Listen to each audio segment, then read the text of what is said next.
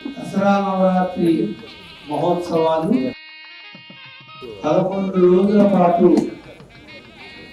మనం విశేషంగా 11 అలంకారాలు అమ్మవారిని సేవించుకొని ఆరాధించుకొని ఈవేళ 11వ నాడు విజయదశమి అఖిలాండకోటి బ్రహ్మాండ నాయకుడైన శ్రీమన్నారాయణ శ్రీ వెంకటేశ్వర స్వామి వారి యొక్క పుట్టినరోజు ఈవేళ. లోకంలో మన ఇంట్లో చిన్న పిల్లగాడు పుడితే అద్భుతంగా పుట్టినరోజు మొదటి పుట్టినరోజు చేస్తాం. మరి అఖిలాండకోటి బ్రహ్మాండ నాయకుడైన పరమాత్మ యొక్క పుట్టినరోజు ఎంత వైభవంగా చేయాలో అది మాటలతో మనం చెప్పలేము. ఎంత చేసినా అది తక్కువే ఉంటుంది.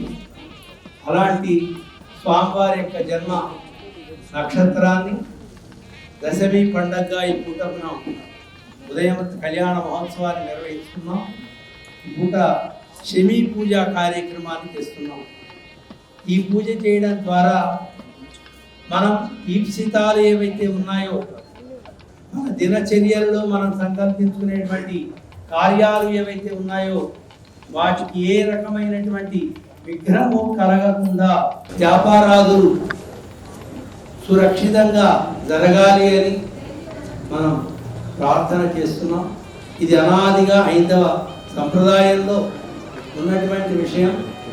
ఆనాడు పాండవులు బృహత్తరమైనటువంటి సంకల్పాన్ని చేసి భూభారాన్ని తగ్గించాలి అని వచ్చినటువంటి సర్వేశ్వరుని యొక్క సంకల్పానికి అనుగుణంగా పనిచేసినటువంటి పాండవాదులు భూమాత యొక్క భారం తగ్గించడం కోసం వివిధ దేవతల యొక్క అంశగా అవతరించినటువంటి పాండవులు ధర్మ మార్గంలో ప్రవర్తించి ధర్మదేవత ప్రసాదించేటువంటి ఆ శక్తిని తాము పొందడం కోసమని శమీ పూజ నిర్వహించి విజయదశమి నాడు వారు యుద్ధరంగంలో ప్రవేశిస్తే వారికి విజయం కలిగింది అని మనందరికీ కూడా చరిత్ర చెప్తున్న సత్యం. మన తాత ముత్తాతల కాలం నుంచి శక్తి పూజ చేయడం, ఆ దైవీ శక్తిని మనం ప్రార్థన చేసుకుంటూ మానవులు విజయాలు పొందినటువంటి చరిత్ర మనకి అనాదిగా ఉన్నది. దాన్ని మనం పరంపరగా మనం జరుపుకుంటూ ఈవేళ శ్రీభూ సమేతుడైన సుందర శ్రీనివాసుని దివ్య సన్నిధానంలో శమీ పూజ కార్యక్రమాన్ని మనం నిర్వహించుకుంటున్నాం. గత 25 సంవత్సరాల నుంచి ఈ అష్టాక్షరి ఆశ్రమంలో ఈ కార్యక్రమాన్ని సేవించడానికి వచ్చినటువంటి మీ అందరికీ భగవంతుని యొక్క పరిపూర్ణమైన అనుగ్రహం కలుగుదాకాని అనేక మంగళాశాసనాలు ఇస్తున్నాం. జై శ్రీమన్నారాయణ.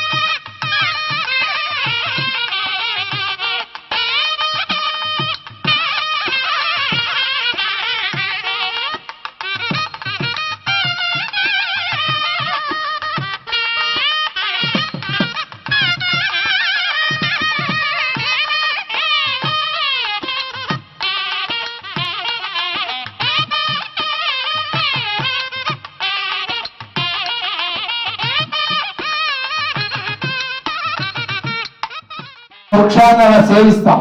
సేవిస్తే ఏమిటి ప్రయోజనం చెప్పండి. శమీ శమయతే పాపం శమీ శత్రు వినాశని అర్జునస్య ధనుర్ధారి రామస్య ప్రియదర్శని. మరోసారి శమీ శమయతే పాపం శమీ శత్రు వినాశని అర్జునస్య ధనుర్ధారి రామస్య ప్రియదర్శనః అని మనం ప్రార్థన చేస్తూ అలా ప్రదక్షిణ చేసి కాగితాన్ని పెడతాం.